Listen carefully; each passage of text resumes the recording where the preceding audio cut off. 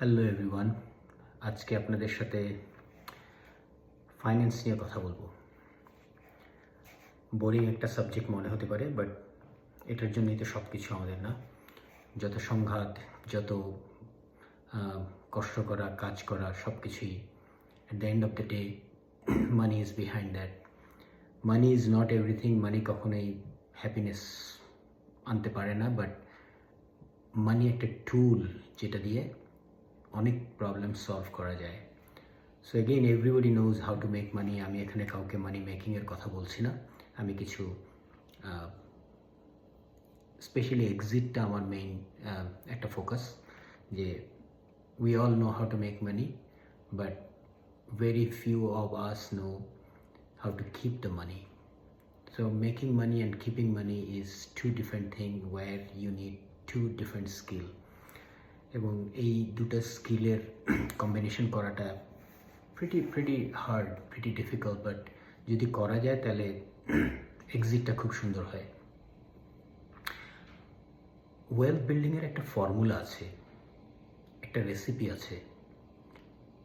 It is set and proven recipe, যেটাকে wealth formula বলে, and it requires 1 2 3 4 5 steps. আমি wealth ফর্মুলাতে আজকে আমি যাচ্ছি না, আমি যাচ্ছি টু আন্ডারস্ট্যান্ড দ্য ওয়েলথ ফর্মুলার ম্যাথ বোঝা উচিত, জানা উচিত। It's a very simple math, but before that আমাদের মাইন্ডসেটটাকে আগে ঠিক করতে হবে। মাইন্ডসেটটাকে আমাদের চেঞ্জ করতে হবে, এবং সবচেয়ে বেশি ইম্পর্ট্যান্ট যেটা হচ্ছে হিস্ট্রিটাকে একটুখানি রিওয়াইন্ড করা, কিছুটা বুঝার চেষ্টা করা, ডিফারেন্ট অ্যাঙ্গেলে দেখা যে হিস্ট্রিটা কী। হিস্ট্রিটা হচ্ছে ইচ টাইম যখন এক একটা ডিজাস্টার আসে, এই ডিজাস্টারগুলা কি কোনো নোটিশ দিয়ে আসে না হঠাৎ করে আসে। আপনি ওয়ার্ল্ডের যে কোনো জায়গায় দেখেন, যখন বড় বড় ঘটনাগুলো আসে সেগুলো কোনো অ্যানাউন্সমেন্ট দেওয়া হয় না, এবং যখন হয়ে যায় তখন ওটা থেকে আর সহজে রিকভার করা যায় না। ফাইন্যান্সিয়াল ক্রাইসিস ঠিক একই রকমের। 1929 অ্যান্ড 30 যে গ্রেট ডিপ্রেশনটা হয়েছিল, রাইট, মনে আছে? 24 অক্টোবর, ওটাকে ব্ল্যাক থার্সডে বলা হয়। যার আগ পর্যন্ত people were doing so good, everybody was happy, everybody was making money, building wealth, right? But all on sudden এই ক্রাইসিসটা আসে অ্যান্ড ডিজাস্টার।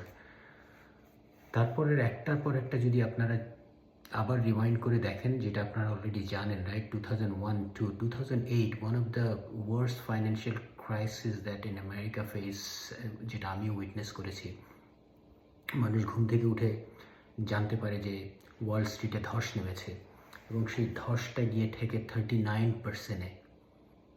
সারা বছর 20-30 বছর ধরে those people who work so hard, right, that they were about to retire, they could not retire, এখনও তারা কাজ করে যাচ্ছে ওল্ড এজে এসে। they are working in a grocery store. 9/11, 1 ঘন্টা আগে আমরা কেউ জানি নাই যে এরকম একটা ঘটনা ঘটতে যাচ্ছে, কিন্তু এটা খুব কুইক, রাইট? আর ইম্প্যাক্টটা কত বড়! ইম্প্যাক্টটাতে 9/11-এর ইম্প্যাক্টের লাইফস্টাইল থেকে শুরু করে, ব্যাংক থেকে শুরু করে, জব থেকে শুরু করে, financial disaster, everything was affected. 2020 Covid এখনও কিন্তু স্মৃতির ভিতর আছে, এখনও কিন্তু মেমোরিতে আছে, একদম ফ্রেশ। কিছুদিন আগে এই ঘটনা, এখনও পিপল আর সাফারিং। কী পরিমাণ মানুষ মারা গিয়েছে ওখানে, কী পরিমাণ লাইফটা কমপ্লিটলি, ফ্যামিলিটা ডিসপ্লেস হয়ে গিয়েছে। We know that, but we forget it. So এই হিস্ট্রিটা জানাটা খুবই ইম্পর্টেন্ট। জানাটা না, ঠিক হিস্ট্রিটাকে মনে রাখাটা, while I am building wealth, যে হিস্ট্রিটা কী বলে। আমরা সবাই বলি yes I am doing very good, ভালো আছি। তো আবার আর একটা ঘটনা যদি ঘটে, কখন ঘটবে বা কী ঘটবে? Answer is we don't know. আমি জানি না কবে, আপনারা কেউই জানেন না। ঘটবেই যে এমন কোনো কথা নেই। যদি না ঘটে তো ভালো, ভেরি গুড, বাট যদি ঘটে, হাউ অ্যাবাউট আই প্রিপেয়ার্ড? আমি যদি প্রিপেয়ার্ড থাকি, যে আমার অনেক কিছুতে এফেক্ট করলে অন্তত তো আমার ফাইন্যান্সিয়াল ফাউন্ডেশনটা নষ্ট হবে না। Can I do something, right? এখানে আমাকে একটুখানি প্যারানয়েড হতে হবে, একটুখানি প্যানিক যেটা আমার ভিতর থাকতে হবে যে কিছু একটা হলে হোয়াট ডু আই ডু। এছাড়াও আরও কিছু জিনিস হচ্ছে, সেটা হচ্ছে টেকনোলজির explosion, right?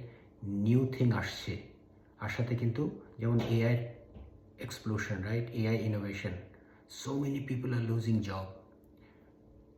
What do I do? Can I have a backup learning skill যেটা নাকি আমি কিছুটা আস্তে আস্তে করে বিল্ড করতে পারি?